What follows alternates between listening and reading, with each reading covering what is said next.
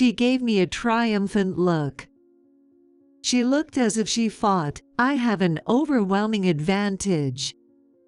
What an annoying woman.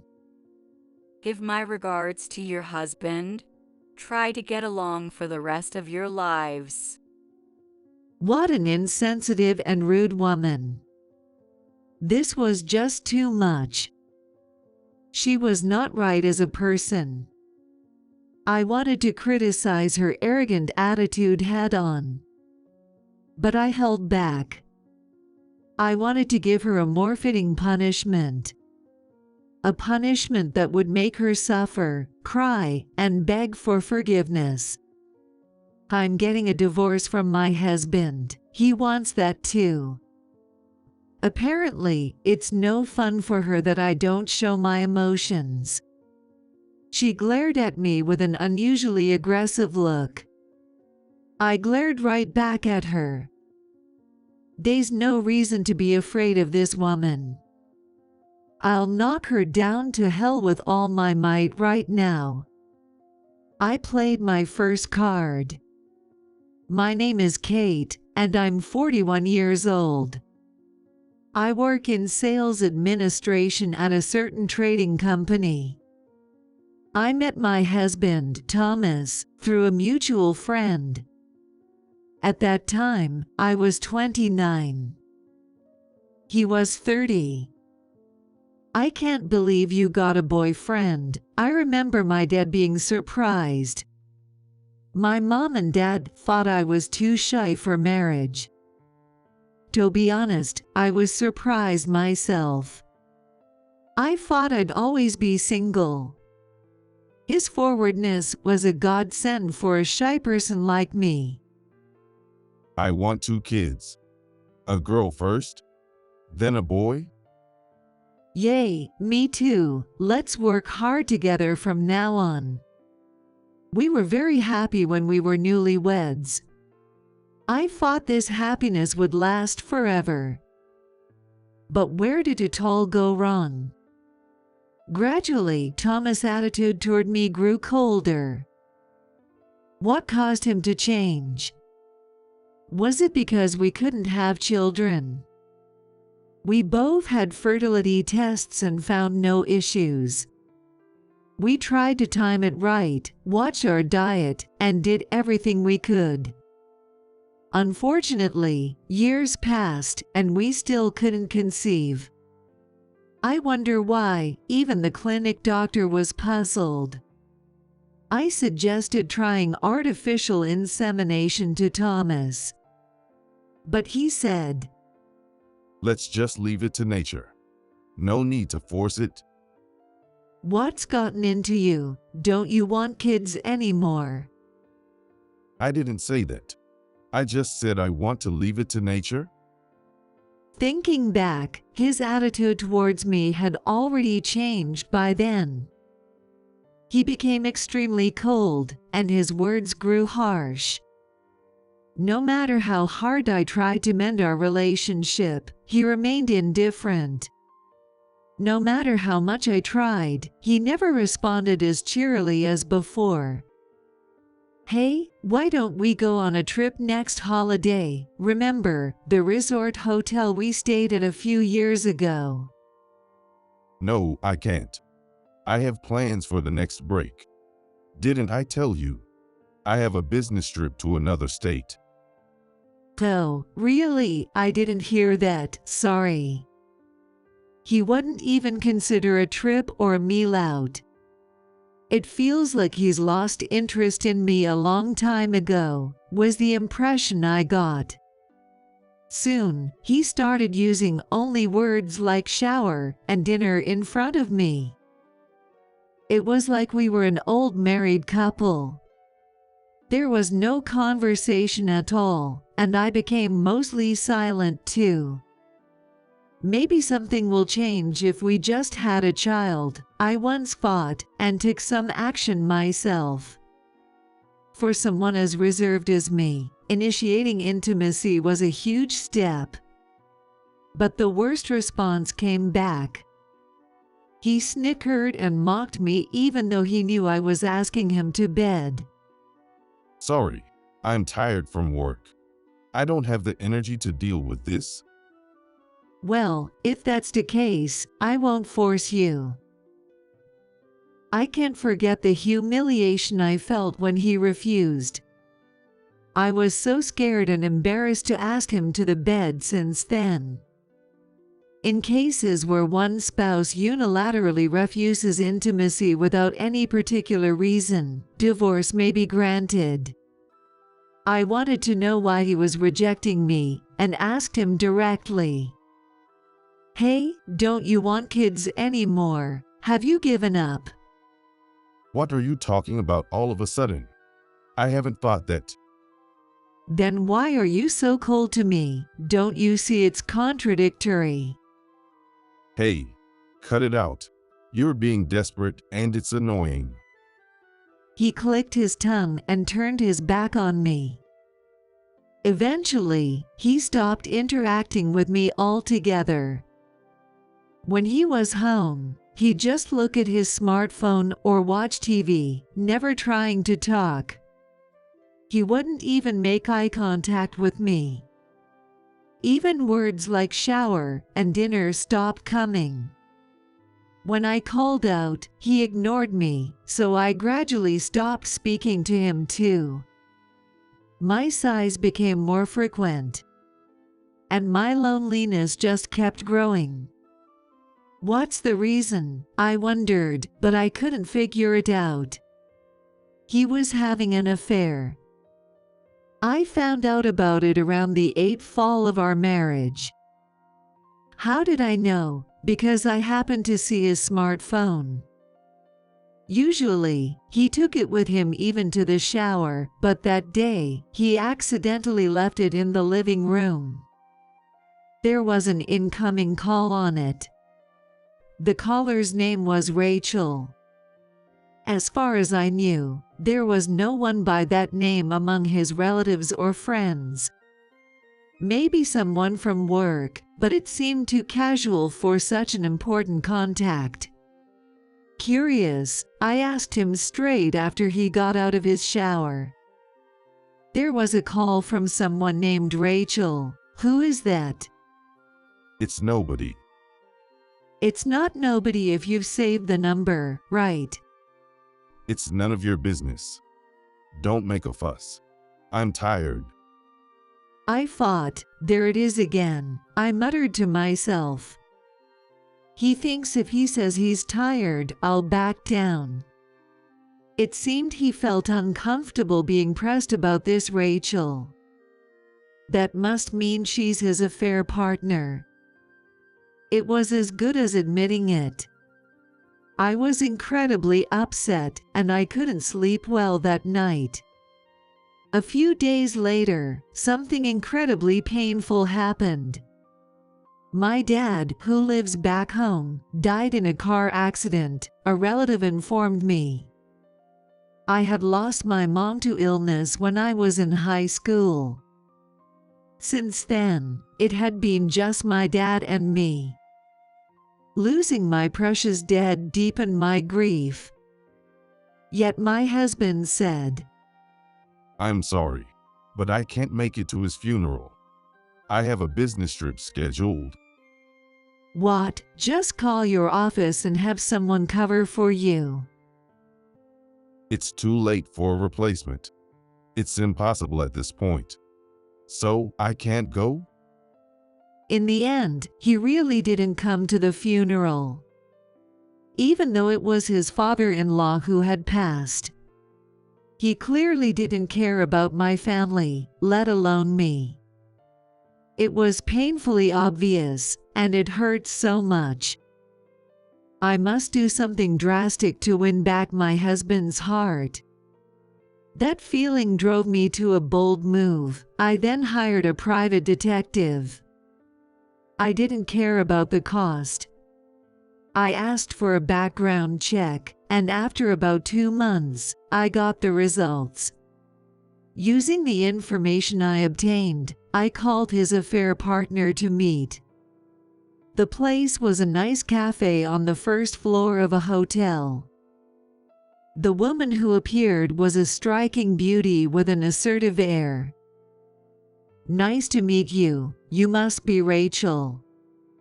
You know who I am, don't you? So, what do you want? "Please end your relationship with Thomas." That's something you need to discuss with him. He's just my client. Rachel was an alias for work. Her real name was Rebecca. She was paid to provide dubious sexual services to men. "I'm just meeting on a request. It's strictly business," Rebecca seemed to imply. Her attitude was indescribably infuriating. Do you understand? Blaming me is misguided. And by the way, ma'am, have you reflected? Do you know why your husband would use a service like ours? "Are you saying it's my fault?" Who else could it be? He had to ask a professional because you weren't satisfying him, right? What a brazen woman. But I couldn't respond. I had no idea how to counter her. Rebecca sneered at me as I looked down, then got up and strode away. I felt so miserable, and I couldn't hold back my tears.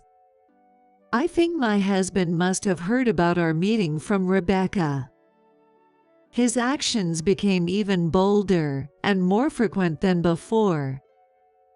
He started staying out without prior notice and came home in the mornings more often. As his behavior changed, so did my reaction. I became indifferent, no longer upset about his late returns. Another late night must be nice. Were you with Rebecca, or should I say Rachel? It's none of your business. You can't just spend the night with another woman and then say it doesn't matter. I'm tired. Stop nagging. He retorted, brushing past me toward the shower. His body reeked of a cloying perfume. Rebecca must have smelled him on purpose when he left. That is her message to me. What a blatant provocation. She must be enjoying stirring me up. If it were years ago, I might have tried to fight the rivalry somehow. But now, I felt no such inclination. It's useless to fight, it'll just wear me out, I fought. I realized I no longer saw any charm in winning back my husband's affection. Honestly, let's just get a divorce. All this time, I avoided thinking about it. That's because I had a strong feeling we got married. Someday we will understand each other, I hoped. But now I felt it's hopeless, it's useless to keep trying. I felt pathetic for having dragged this on for 10 years. I prepared the divorce papers, had a friend fill out the witness section, and slowly started getting things in order. But then, what a strange thing life is. Just when I had made up my mind to divorce, another problem arose. My husband started complaining of his health issues. After some tests, it turned out he had cancer. Confined to a hospital bed for long-term treatment, he joked bitterly, "Looks like karma caught up with me." It's because I made Kate suffer. How does that feel, Kate? Stop talking nonsense, just focus on your treatment. Honestly, if I said it didn't feel somewhat satisfying, it would be a lie. Though a part of me felt vindicated. I wasn't about to stoop to gloating to a sick person. I'll just dutifully care for him as his partner, I told myself. It was a little while after his illness came to light that I noticed something was off with my possessions. My mom's keepsake ring was missing. Upon further check, some of my necklaces and bags were also gone.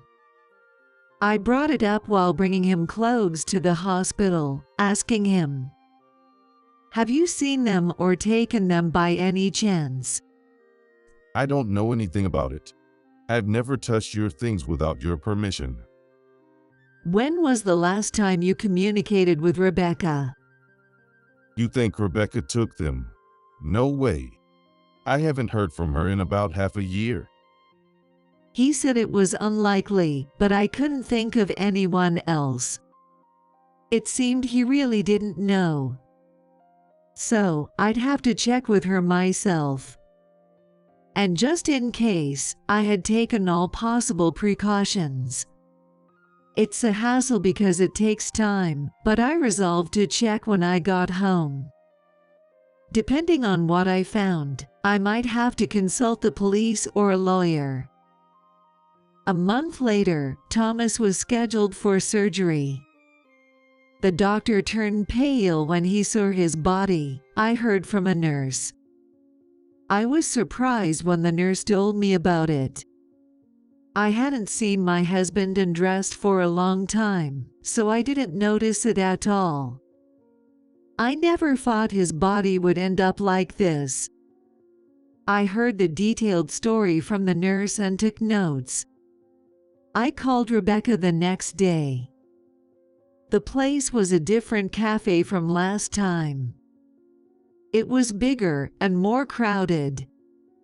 Rebecca arrived with the same confidence as before. She had a defiant attitude. Her face said, "I've done nothing wrong." What brings you here today? I'd prefer if we could keep this brief. That depends on you. By the way, did you already know Thomas has cancer? Yes, I heard from him. He said he was feeling unwell and hadn't contacted me for a while. Then suddenly he tells me this. I was shocked. I see. His surgery was successful, so I thought I'd let you know. Good for him, Rebecca laughed, seemingly indifferent. That makes sense. To her, Thomas is just another client. Even if they seemed close, it was probably just superficial. Not getting too emotionally involved with clients is Rebecca's work stance, I suppose. She seemed to be getting a bit mischievous. Rebecca looked up at me with a teasing glance. Hey, why don't you sleep with your husband one more time before he passes away? You know, humans try to leave descendants at their last moment. Please stop. That's very insensitive to say. But it's true, right? You've been through a lot because you couldn't have kids. Why not take a last chance? You might get lucky. Rebecca laughed out loud. For the first time, I felt a clear hostility towards her. I'm going to make her regret this, I thought strongly. Can we get to the point, Rebecca? You were having more than a professional relationship with Thomas, weren't you? Basically, you were having an affair, right? Not at all. It was strictly business. Really? I think a lawyer will contact you. That would be a waste. I've dealt with similar situations before. It's really annoying. It's strictly business. Rebecca was smiling, but I noticed something different. The smile she had just a moment ago was gone. There was a slight stiffness. She was definitely lying. It was clearly a forced smile. You're lying, aren't you? If you get a call from a lawyer, aren't you in trouble? Not at all. You're being persistent. Don't people tell you that you're troublesome? Such an irritating woman. She seems to think she's overwhelmingly superior. But I can tell now. This confident attitude is just a facade. The real Rebecca is wrapped up in things she wouldn't want people to know about. You might still have a chance if you admit to the affair with Thomas and apologize me now. That's the least damaging path for you. Don't act like you know everything. You're a failed wife who can't satisfy her husband. I hate it when flawed women like you act all high and mighty. If that's how you feel, I have no choice. I'll let your husband, James, know everything. Why bring James into this? Yes, Rebecca is married. She had hidden the fact that she was married from Thomas. And she must have thought I only knew what Thomas told me. However, I had hired a detective agency to investigate Rebecca and my husband's relationship and, of course, Rebecca's background. She was indeed married. She has been married to James for 5 years. As soon as her marriage was mentioned, Rebecca lost her composure. Her breathing became erratic. "What's wrong? Your breathing is rough. Why don't you calm down?"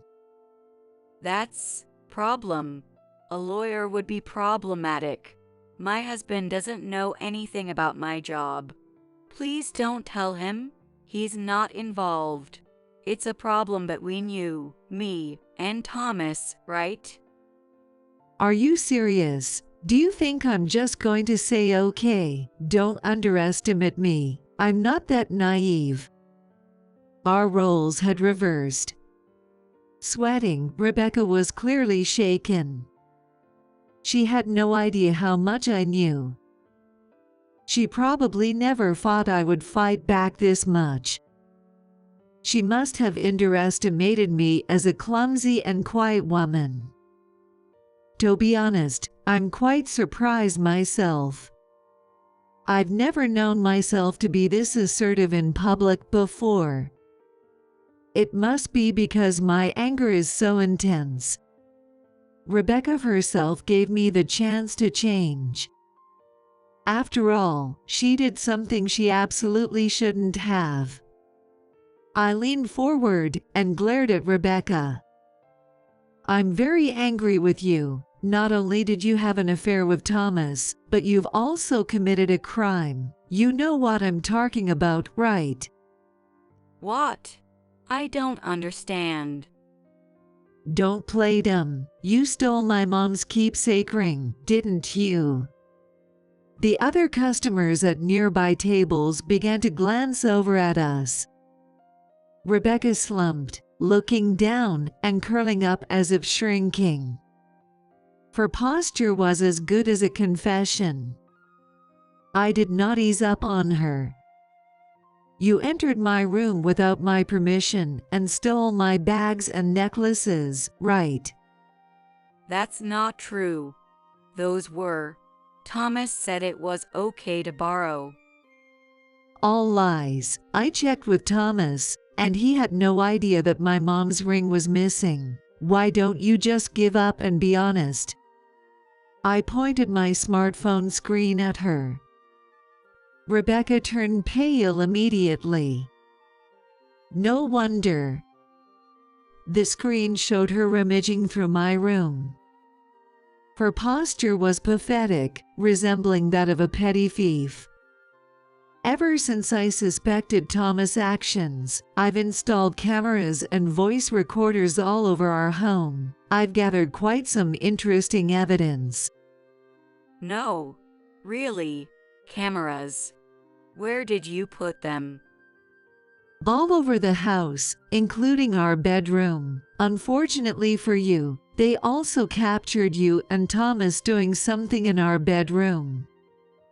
If I submit this evidence to the police, Rebecca's guilt will be certain. She would likely face a fine for theft. Rebecca was already on the verge of tears. She clasped her hands together, pleadingly looking at me. Please, I'll retrieve the ring and return it to you for sure. So please, don't tell James. I'm really in trouble. He knows nothing. Damn, you're a bitch. You sold my mom's ring, my necklaces and bags too. Unbelievable. I'll need to hear more about that later. I'm sorry, but I really will retrieve them. So please, keep this from James. Please. Unfortunately, it's too late for that, because I pointed behind Rebecca. With a stunned face, Rebecca turned around. Unbeknownst to her, sitting at the table behind us was her husband, James. Rebecca gasped. Why in dismay? But the person who deserved more pity was James. He knew nothing until I contacted him. He had thought of Rebecca as a quiet and virtuous wife. Rebecca, I'm shocked. You were cheating and you were doing that kind of job. Wasn't my earnings enough for you? No, that's James. Listen, Rebecca, or should I say Rachel, you're the queen, right? You've been pleasing many men behind my back during the day. I'm shocked. James, it's not like that. Rebecca finally began to cry. It seemed painful for her to have everything known by her husband. In fact, Rebecca was well known in her establishment for her dominatrix play. She was skilled at exciting men by tying them up and whipping them. The doctor was shocked when he saw my husband's back. It was because there were multiple marks from being whipped. I didn't know about such preferences of Thomas until he confessed to me. I believed in you and it hurt me a lot. I couldn't believe the cheating, the queen play, or the theft. But is it all true? It's not. I'm sorry. But it's not like that. What's not true? Everything is true, isn't it? Just admit it. While I felt sorry for James, Rebecca needed to acknowledge her sins. Her job as a dominatrix didn't matter. And there are two problems. The issues were the affair and the theft. Let's go to the police station together, I suggested, but Rebecca clung to the table, refusing. No, I absolutely won't go. I'll stay put right here, no matter what. You're really bad at giving up. Cut it out already. If you keep being selfish, I'll have to resort to my next step. Do you really want to worsen your situation even more? What are you talking about? The screen showed a man about our age. She must realize it deep down. She has other secrets she wouldn't want exposed. If only she would be honest sooner, I wouldn't have to do this. I pointed my smartphone screen at Rebecca again. Hey, Rebecca, I heard it. What's this about? You were married. Damn it. Mark? No way. How do you know about Mark? His name is Mark. He was another of Rebecca's lovers. He had a relationship with her before Thomas and was discarded earlier. And it wasn't just a simple breakup. He had been treated harshly by Rebecca. Sorry, but I'm thorough. I've investigated everything. I found out you borrowed a large sum of money from Mark and ran off. You borrowed money and ran away? Rebecca, you did that too? Rebecca, you better pay back the $25,000 I lent you. I'm sorry. I'm so sorry. Rebecca wasn't just any dominatrix. She was a dominatrix with extravagant spending habits. She would form personal and intimate relationships with her clients to extract money from them. If not that, she'd steal valuable items. and then she'd turn those items into cash. My mom's keepsake ring had been stolen while Thomas was in the shower.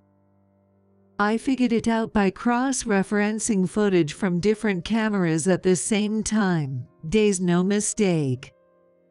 When I explained this, Rebecca probably thought there was nothing more she could do and began to cry. I'm truly sorry. I really apologize. I'm sorry isn't enough, is it? I'm going to call the police now. Please do not that. I'll do anything. That's not the point. You need to atone for your crimes properly. There might be even more to Rebecca's crimes. I can say for sure there aren't other men who were victimized by her before Mark, I said, and James sighed heavily. I can't take this anymore, his expression said.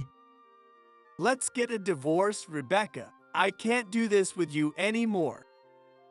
James, no. Don't say that. Don't leave me. It's inevitable. How can a man continue a marital relationship knowing his partner has had sexual relations with other men regularly? I can't handle it. No, I absolutely won't get a divorce. Rebecca's voice was tearful, but no matter how much she resisted, it was probably futile. The things she had done were seriously malicious, including criminal acts. If the argument escalated and we went to court, the divorce would likely be granted. Rebecca's desperate resistance might be because she realizes this. James turned to me and apologized. Kate, I am truly sorry for what has happened. I promise you, Rebecca and I will find your mother's keepsake ring and return it to you. Rebecca, apologize properly. Yes, Kate, I'm sorry. All right, please make sure to return the ring and pay Mark back. Also, go to the police station on your own and explain everything properly. Rebecca slumped over the table and started crying. The other customers and staff at the cafe looked over, wondering what was happening. It was a pitiful sight, but honestly, I thought it served her right. She had caused too much suffering to those around her. This level of hardship was only fair. Afterward, James promised Mark that he would definitely repay the money. Thus, our discussion, disrupted by Rebecca's actions, came to a temporary close. A few days after our exchange at the cafe, I received a message from James. He had managed to buy back the ring from the buyer and would send it to me later. I was grateful for his prompt response. My mom would have been pleased too. Rebecca and I are officially divorced. She put up quite a fight, but after appearing at the police station, she quieted down. She probably didn't want to cause any more trouble. Where is she now? At the police station. No, she was fine and is probably back in her hometown now. It's a small rural town. She came to the downtown area because she hated her local area, but she's going back to her hometown, which she hated. James ended up paying Mark's debt in place of Rebecca. Now, Rebecca is slowly repaying James. She has taken a part-time job at a local supermarket. It's unclear when she will finish paying off her debts. I hope she manages to pull through. James also shared more about Rebecca. When they divorced, he refused to split any property with her. She cheated, accrued debt, played the role of a dominatrix. I honestly didn't want to share any property with someone who did all that behind my back. So, you refuse the division of property. Normally in a divorce, the property acquired during the marriage is split equally between both parties, right? Yes, she insisted on half, so it ended up going to court. Unfortunately, James's argument was rejected. Regardless of the reasons, property division cannot be refused, was the verdict. However, Rebecca is guilty of cheating and theft. Those facts about her never go away. Ultimately, she was ordered to pay James compensation in the form of alimony and damages. As a result, the property left to Rebecca was significantly reduced. She was reportedly furious and distraught, crying, "This is unbelievable." But it was simply karma. She should just work hard and repay the remaining debt to James as soon as possible, I thought. By the way, Kate, what happened with Thomas, who was ill? Yes, I also got divorced. He told me, "You don't need to come to the hospital anymore." I suppose that was his way of showing remorse, in his own way. His surgery was successful. However, there's no guarantee that cancer won't be found again in the future. He told me he didn't want to cause any more trouble, and that I didn't need to visit him anymore. I'll never forget the look in his eyes as he gazed into the distance on our last visit. It was then that he signed the divorce papers. "Thank you, I'll go file these. I don't think I'll be coming here anymore." "Are you really sure about this?" Yeah. Forget about me.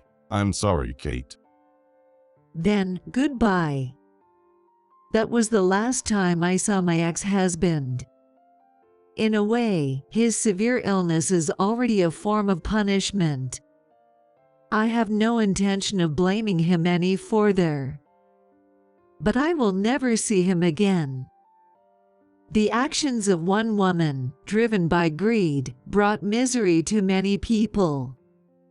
I am one of those victims. Even now, it makes me incredibly angry. However, I was able to administer a fitting punishment and saw her crying face. I could also impose social sanctions, and I think, for now, this is good enough. About 6 months after the divorce, I started dating someone new. He was introduced by a client's boss and is quite handsome. He's also divorced, so there's no need to be cautious, which is good. I don't know if we'll marry, but I hope we can continue this pleasant relationship. It doesn't have to be tied down by marriage. There are many forms of happiness. I want to find our own way with my new partner, step by step. Right now, I am living each day with a generous spirit.